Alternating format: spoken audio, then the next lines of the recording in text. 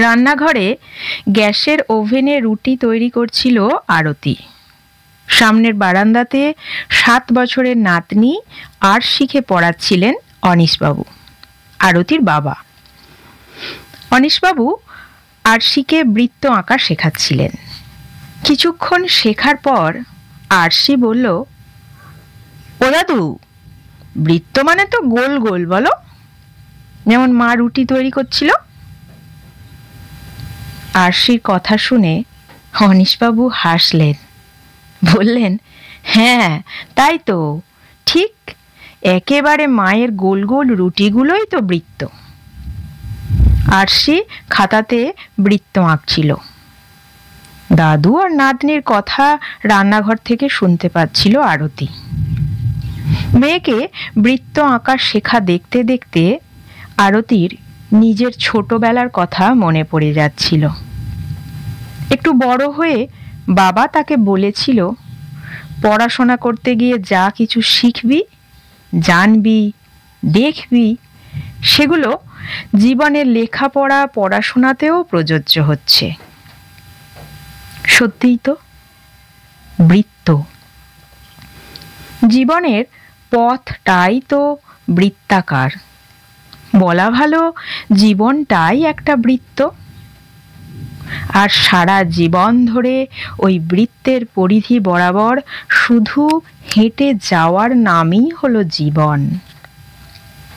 আচ্ছা, বৃত্ত না হয়ে অন্য জ্যামিতির চিত্রগুলো দিয়ে কি জীবনের পথটা এরকম হতো? নিজেকেই প্রশ্ন করল আরতি। না, তা বোধহয় হবে না। কেননা অন্যান্য জ্যামিতিক চিত্র, যেমন ত্রিভুজ, চতুর্ভুজ, বর্গক্ষেত্র, রম্বস, আয়তক্ষেত্র, কোণ ইত্যাদি সব কিছুর রেখা ধরে, পথ ধরে হেঁটে গেলে একটা জায়গায় পৌঁছে আটকে যেতে হয়। বলা ভালো, থমকে যেতে হয়। মানে যেখানে দুটো বাহু কোণ তৈরি করেছে সেখানে পৌঁছে থমকে যেতে হয়। কিন্তু জীবন তো কখনো থমকে যায় না, কখনো আটকে যায় না। যা কিছুই ঘটে যাক, হাজার ঝড় ঝঞ্ঝা আসুক, যাই হয়ে যাক, জীবন তো নদীর মতো চলতেই থাকে, চলার পথ করে নিয়ে চলতে থাকে।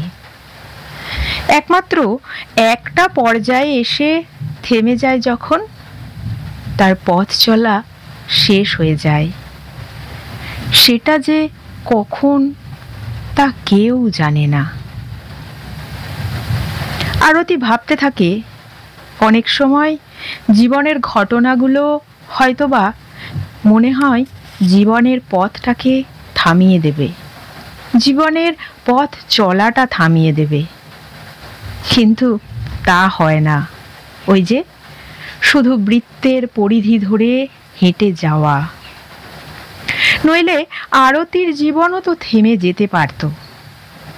তার স্বামী, ছেলেটা দুজনেই অকালে তাকে ছেড়ে চলে গেল। কয়েক মাস পরে তার নিজের মাও তাদের দুঃখে শোকে সেই রাস্তা ধরল। কিন্তু কই, তাতে কি আরতির জীবনটা ত্রিভুজ চতুর্ভুজের ওই কোণের জায়গায় এসে আটকে গিয়েছে? যায়নি।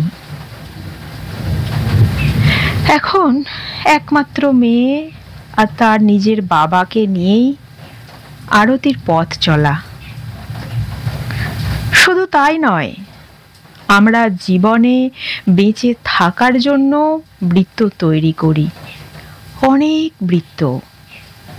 কখনো সংসারের মধ্যে বৃত্ত, কাজের জগতে কাজের জায়গায় বৃত্ত, জীবনের প্রিয় মানুষদের নিয়ে বৃত্ত, সম্পর্কের বৃত্ত, সম্পদের বৃত্ত, ইচ্ছা শখের বৃত্ত, আশা আকাঙ্ক্ষার বৃত্ত ইত্যাদি কত রকমের যে বৃত্ত তৈরি করে চলে জীবন, তা বোধহয় গুণেও শেষ করা যায় না।